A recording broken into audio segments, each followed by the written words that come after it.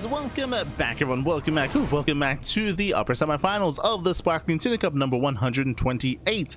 It's been an intense broadcast so far, and I do apologize for being a little bit low energy in that last series. The sleep has not been something that we've had a lot of over the past couple of weeks, so do apologize for being a little bit low energy, but we're here, we are back, we are ramped up and ready for the upper semis. And spawning in the bottom left hand corner of Wavebreaker, we have the South Green Protoss player, we have the Red Protoss representing T1, it is herO. And spawning in the top right hand corner, we have his opponent, we have the blue Terran player, the South Green Terran, it is Percival. So let us go. If you're in the chat, you know what time it is. It is Gamba time. Predictions are open. Place your bets on who you think will claim the series. Best of luck in the chat. Let's go. Let us dive on in. Winding it back, of course, when it came to the lower semifinals, game 2 and game 3 were quite similar to each other, where we had Björn able to achieve quite a bit of economic damage early on, able to be very aggressive, very assertive, deal damage early on, cripple Classic, and then maintain the lead moving forward in towards the mid game. Classic had a very hard time recovering from that early economic damage. In general, it's just so difficult to achieve in TVP to recover from such an economic game state after falling so far behind. Classic was unable to against Björn. We'll see how Percival will adjust his own approach against herO, as we load into a very different kind of map, as we load into Wavebreaker. Breaking waves, baby, breaking waves. Welcome one and all to our depot platform, I guess. We're yeah, we got containers all over the place. So messy, baby, so messy. Where's the work safe? So now we are building up. So far, it is going to be a standard opener out of herO. Likewise, Percival going for an economic start, going for a Rax expand.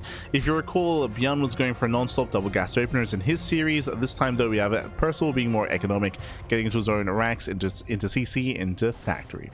Now, when it comes to the map itself, it is a very interesting map. I had a really hard time actually judging this map, to be honest. We do have a very direct path across the map. We have our natural, a very open natural expansion, which can be opened up even further by knocking down these rocks. By the way, it leads across the map, directly across through the speed zones into the high ground in towards your natural. It is a longer rush distance by ground, that is true. The length is quite long, but we have speed zones to help compensate for that. So speed zones are also in the mix. We have these very awkward kind of like rock patterns that are also walling off kind of rotations in between the third and the natural locations. Likewise here on the right hand side as well. We also have the low ground expansions for your third base options. Low ground, a little bit more open, a little bit more exposed, a little bit more accessible, but the size of the map does kind of counteract how aggressive you can be. So I just want to see some more games, to be honest. I want to see more games on Wavebreaker to experience what the map has to offer.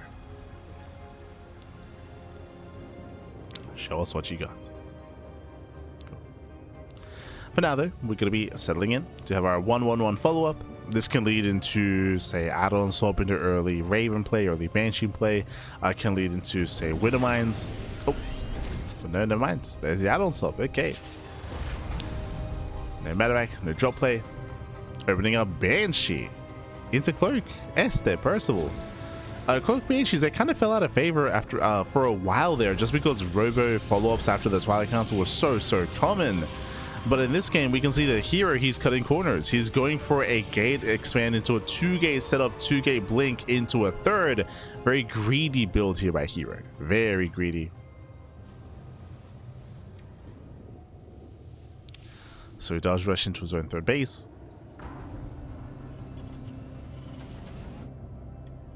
Does cut corners.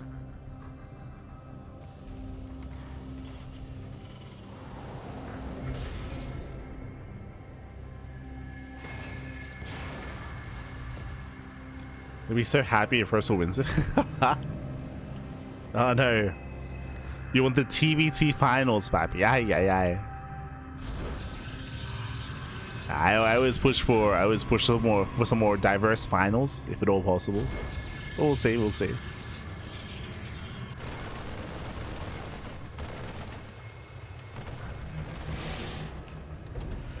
Honestly, if Percival wins this series, I think there's a very high chance he just wins the event. Like, he's had a really strong record against Björn as of late. to the point where I almost want to say that Percival was favored versus Beyond. I almost want to say that, like, it's we're getting close to that point when it comes to Percival versus Beyond and how often they've been playing. But of course, herO is the best Protoss player in the world, right? Like, he's a big Titan to bring down. Cloak Banshee gets shut down, by the way. The Cloak Banshee gets one probe, if that. Oof. herO does shut it down. Remember, that was a big commitment, getting into Cloak, getting into the Banshee. There is one Banshee left, moving out towards the left-hand side. We'll see if he gets in. We'll see if he can get into the bases and pay for itself. As herO doesn't move out.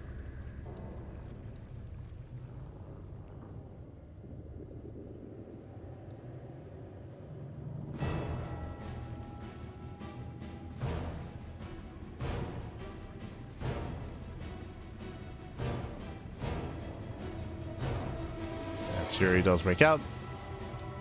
Percival going for his own drop. So Banshee does skirt between the bases.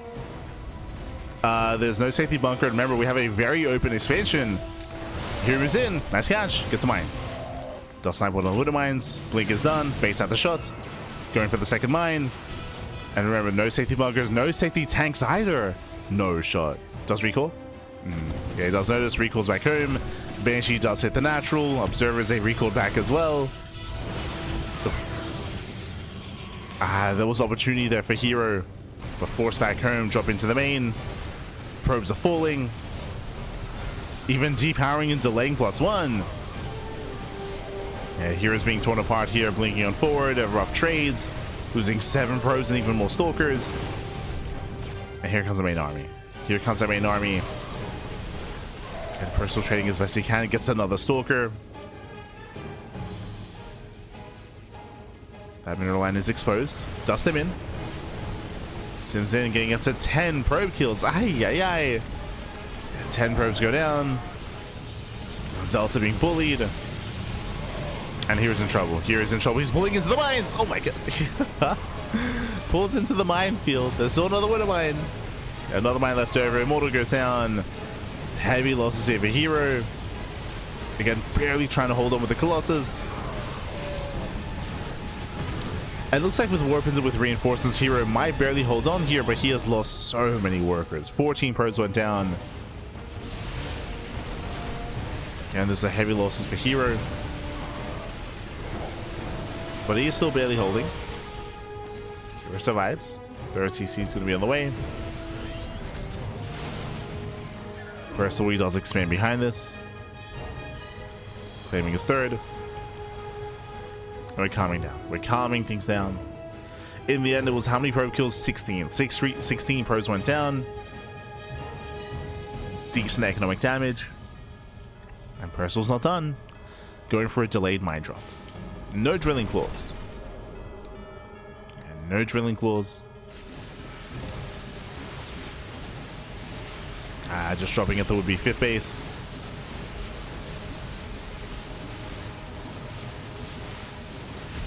Does force a cancel, not bad.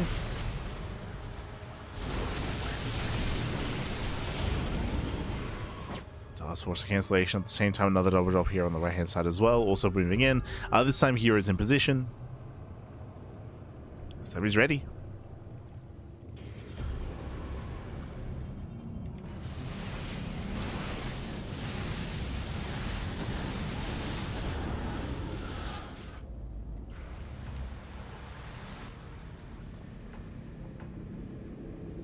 Percival is still being active, still shocking in between the bases. Stims in.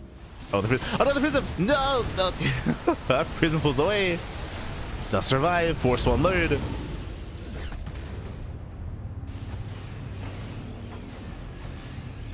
Yeah, force one load.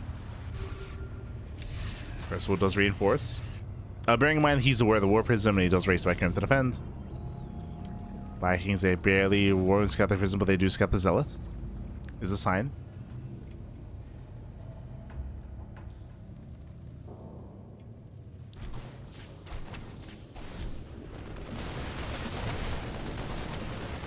Zelda's cleaned up.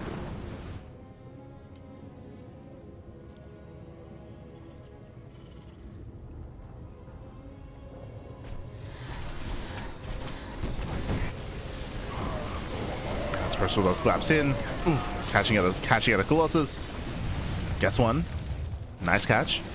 Ooh, at the same time, these Zelts are getting out of hand. Prism goes down, but the Zelts pop off. Yeah, 10, 11, 12 SCV kills. Ay, ay, ay. He's getting out of hand. herO, he defends. Zelts they're still finding more damage. More Zelts are trickling towards a third. And Percival is falling apart. He's falling apart here. Losing far too much. 21. 22. Oh my god. Can we get up to 25? Jesus. 25 SCVs. We get damage here at the third. Damage in the main base. 25 workers go down. Initially, Percival was doing well. He was doing well. He was dropping across the map, catching a Colossus, picking up probes, keeping herO distracted. But Percival, the turns have tabled. He wasn't ready to defend. He was not ready. herO takes the lead. Oh. Losing a Colossus. Should lose both. Yeah, 1, 2 Colossus goes down. herO overextends. Losing another. Losing all 4 actually. Oh my god. 4 Colossus gets sniped. herO gets punished for extending. Massive punish. And we're getting messy. We're getting messy here. herO, he may have lost 4 Colossus, but at the same time, Percival's he is overextended. He's overextended. He's overstimmed. Trying to force friendly fire.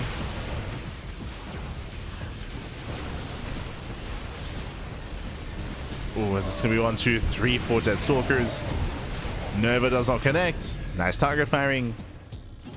Okay, we're still getting messy.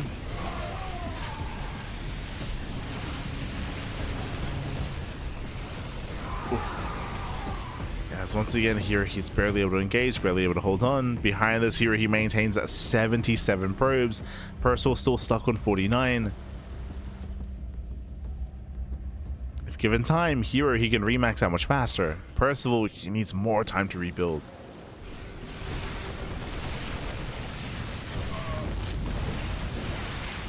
So let's drop in. Once again distracting herO. Here comes the double drop.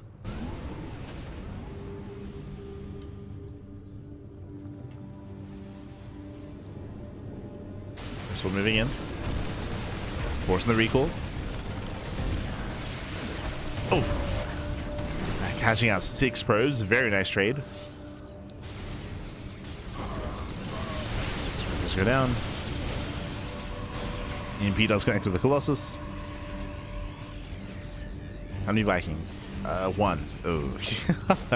Only 1 Viking. There's another EMP.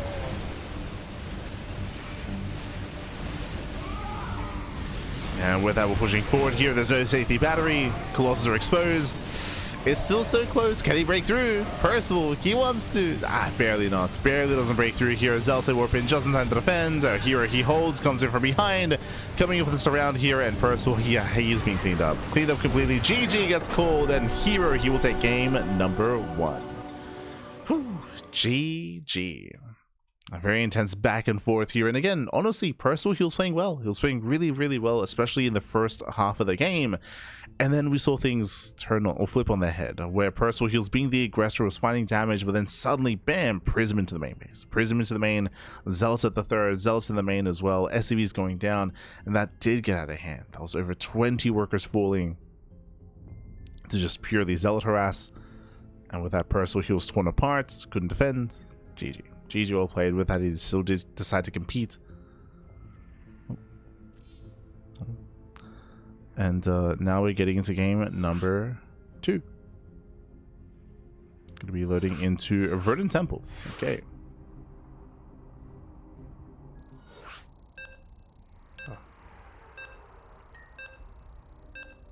Lack of sleep is getting to me, buddy. Yeah. There we go. Gonna be loading in. Just catching up. What opening? Cloak Banshee. He made 2 Banshees with Cloak. The first Banshee got shut down. The second Banshee, if you recall, did force a recall. Did get some damage done, did force a recall. So it was okay. It wasn't ideal. It was okay.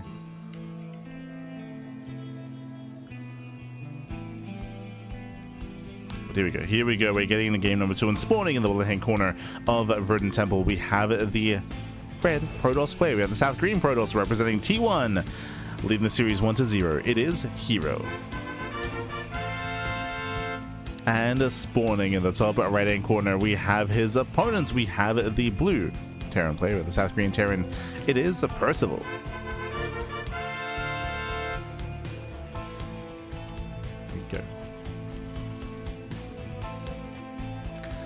Again, welcome also Verdant Temple. This is an interesting map in the map pool, a little bit more defendable, especially on 2 and then 3 bases.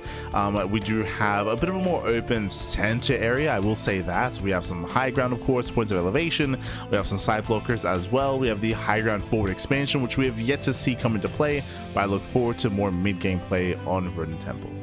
I hope we get there. Hopefully. As once again, Percival does open up with a single gas opener, racks expand out of our Terran. herO, he's here to confirm. And even here to delay.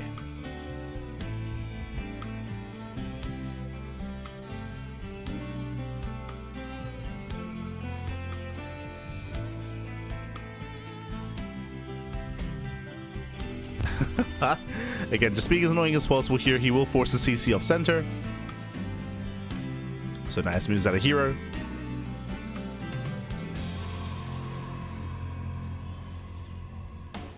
Again, just being annoying. From here, we're building up.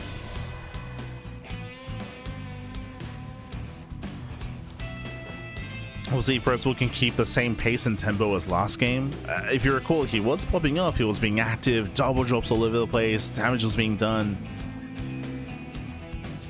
It's just everything turned on its head when the prism got across the map. We'll see if we can tighten up. We shall see. For now, it is going to be a 1-1 follow-up here from Percival, going for his factory. Reacted Marine, no reacted Reaper Hellion.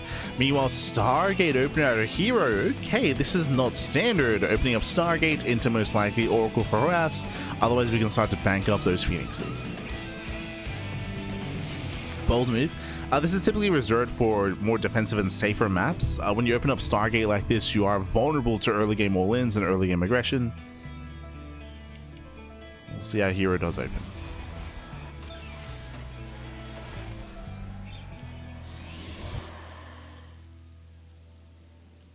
Oh, as it is going to be Oracle first. Okay. Going for the initial Oracle. Bearing in mind that Percival, he skipped the... Sorry, he did go for an ACV scout, but there was no Reaper. There was no Reaper scout. If you recall, Percival did skip Hellions. Center upgrade complete. That's the other advantage of going for Hellion base openers, is you have more units that can tank and scout and get information. Percival, he has very limited scouting information at the moment as he tries to move out. Does spot the Oracle, just barely.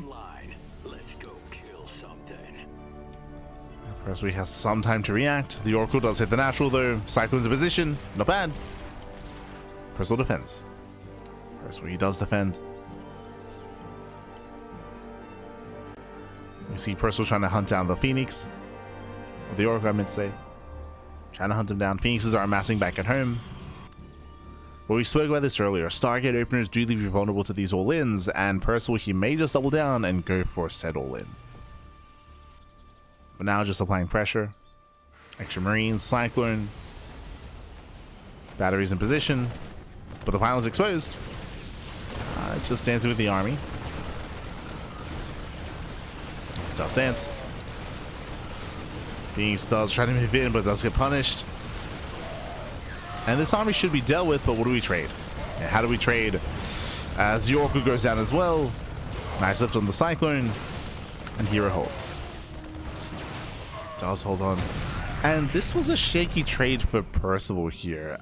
He lost the Medevac, he lost the Cyclone. Sorry, the Medevac did escape, but he lost the Cyclone, lost Marines.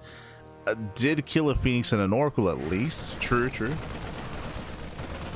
We had a bit of a back and forth.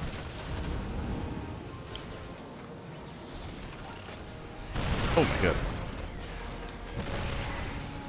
That's Percival, he has the high ground. What I will say, due to the damage that was dealt and due to the Phoenix and Oracle going down, this initial Stargate opener has not been worth it. It's not quite been worth it here. Not yet.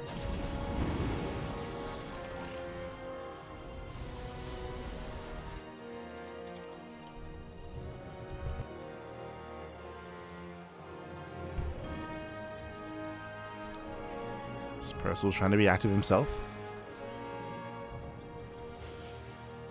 Phoenix is on patrol. Okay, here he's somewhat ready for this. He's been patrolling. That's about the drop. The Oracle does not turn around.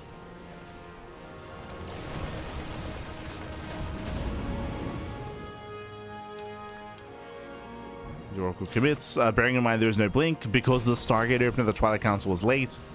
So the charge is still just halfway done. Stays drop into the main. Ooh, nice stasis. At the same time, the Percival is coming.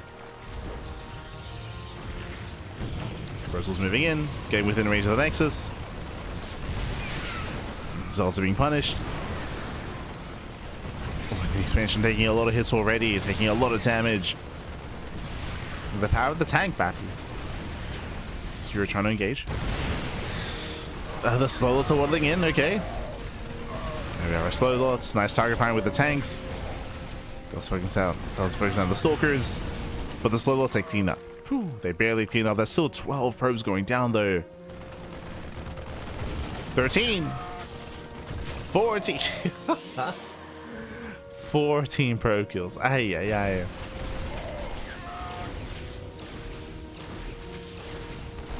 Heavy losses for herO. Zealots they try to charge in. Percival trying to make a stand, no bunker. True, no safety bunker. Bleeding out Marines. Zealots overwhelm. hero's getting out of hand. He's getting out of hand here. Pushing further into the bases. hero's still reinforcing. I mean, again, here he does have momentum. He was able to kill 7 SCVs. Oh, Nitro going off. Getting on top of the Stalker army. And Stalker's going down one after the other. Nice target firing here by Bjorn. Does focus on all 3 Stalkers. Now it's purely Zealots. And again, Percival, he's holding. He's holding on. Not easy, but not easy. But Percival, he does barely hold on here. Behind this, we have herO gaining map control. True, he's containing Percival in 2 bases. herO, he's expanding, claiming a 4th.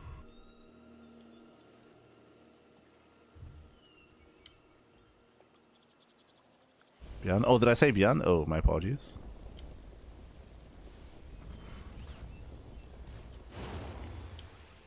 My apologies. All Terrans look the same. Smurge.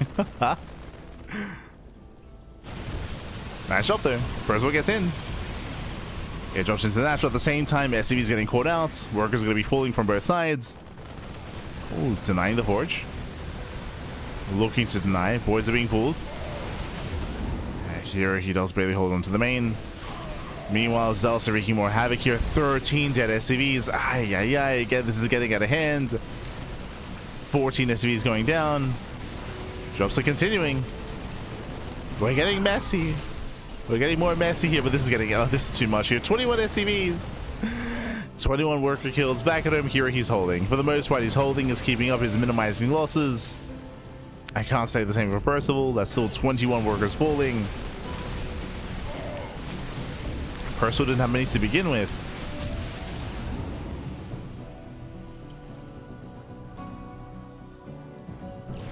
So we're trying to keep up. The Phoenix will punish. He's punishing Pappy. Percival going to try to break him out. There's a boost. Breaks out those units. Still kiting rough here against her charge also. Nice lift. Oh my god. Very nice lift. Denies the mines.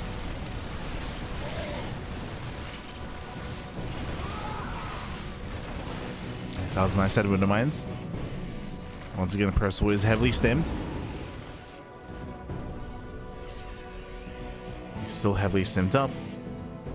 Dropping across the map, neither player is making workers, so low ego for both players.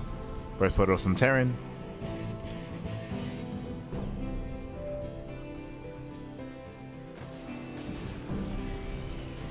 This Percival slips into the natural ones for like the third time, by the way.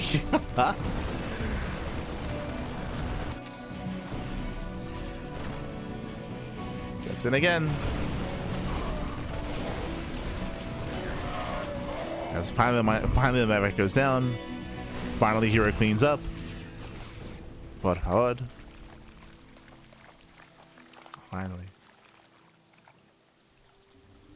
As the armies, they spot each other. You can see herO making 2 Colossus at a time.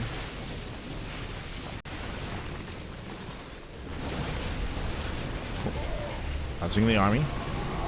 We get some decent mine connections. Decent mine shots. Ideally, Percival, he does want to fight out in the open. He wants it.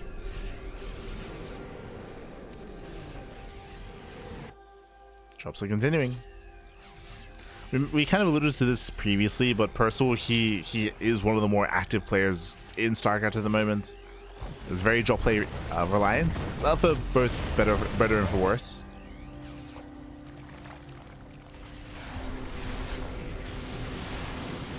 Oh, as we do catch the Colossus, okay. Nice catch. herO making mistakes. Oh my god. Yeah, mine shots take collapse on mainly Zealots. Initial Prism goes down. Nice CPC from Percival again. Percival is doing everything correctly here, but does he have the numbers? Does he have the supply?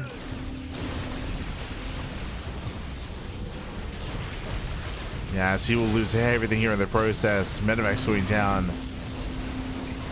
Marauders as well, Ghosts, Archons. This Percival's being bullied all the way back home. All the way.